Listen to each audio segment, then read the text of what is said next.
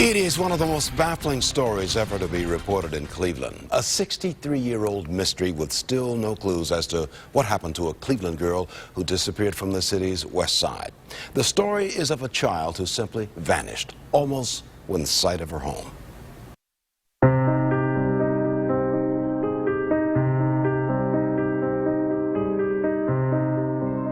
Her mother called her a miracle child. She nicknamed daughter Beverly Rosebud. 10 years later, the daughter vanished.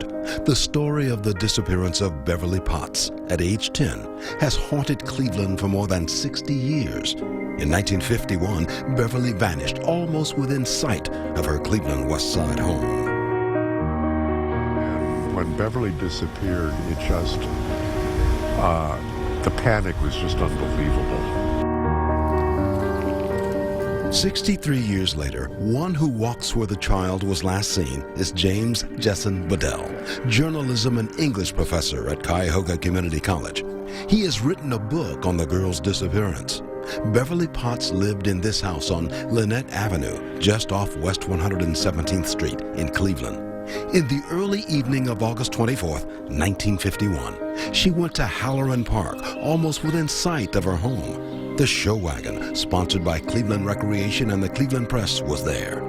It featured a traveling troupe of Cleveland amateur entertainers who performed on a flatbed truck converted into a stage. A lot of the acts were high school kids who would try out for a spot on the roster. Beverly loved music and dancing, inheriting that love from her mother, who had once been a dancer.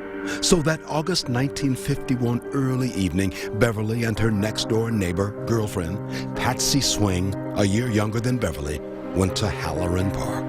This area around Halloran Park in 1951 was a hard-working blue-collar neighborhood. The people worked so hard that during the evening hours they wanted their entertainment. Now, television was relatively new, and very few people had television. So when the show wagon showed up here at Halloran Park with all of its entertainment, it drew big crowds. And at about 8:45, Patsy got a little nervous and said, "It's getting late, I think we better go home." Beverly said, "Well, my mother said I could stay for the whole show. You go ahead." Patsy walked to her Lynette Avenue home. Beverly stayed behind. Show wagon music was in the air, which had cooled, headed for an unusually chilly 47-degree low temperature for late August. This was the Potts house on Lynette Avenue. Beverly Potts lived in this house along with her mother and father, her mother's cousin, and an older sister. While Beverly was at the show wagon event at nearby Halloran Park, the rest of the family was in this house, watching a baseball game on television. The show wagon wrapped up. Beverly was not home. A 13-year-old acquaintance said he had seen Beverly leaving the park and headed in the direction of home at 9:30. No one else saw anything. Her family, frantic, called police. Local news in 1951, mostly radio and newspaper, told the public.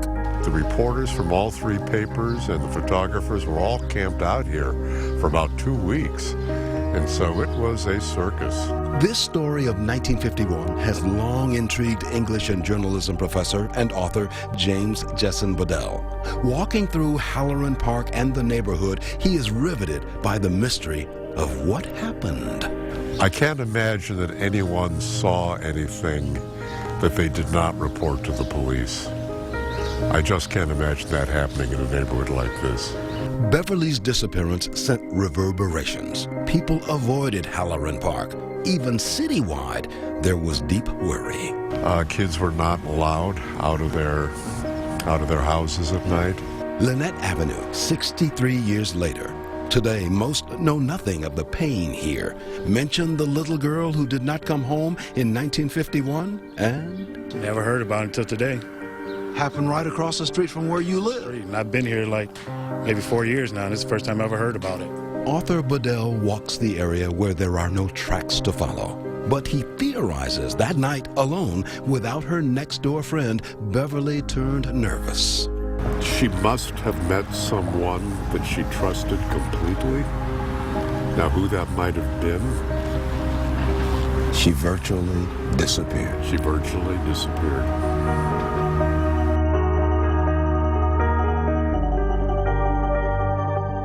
No body found. No tracks. No suspect ever led anywhere. The mystery of a child's disappearance has gripped Cleveland for more than 6 decades. Beverly Potts, age 10, a Cleveland girl who vanished. Mother Elizabeth Potts died 5 years after her daughter's disappearance. It was said to be because of a broken heart. Father Robert died in 1970. At their grave sites is another stone marked in memory of Beverly Rose Potts. It is a memorial and not a grave marker. There is no body buried there. In 1951, Beverly Potts left Halloran Park and disappeared. By the way, I'd like to thank Mark Wade Stone for some of the video used in this video from his production Dusk and Shadow. We're appreciative of Mark Wade Stone's video help.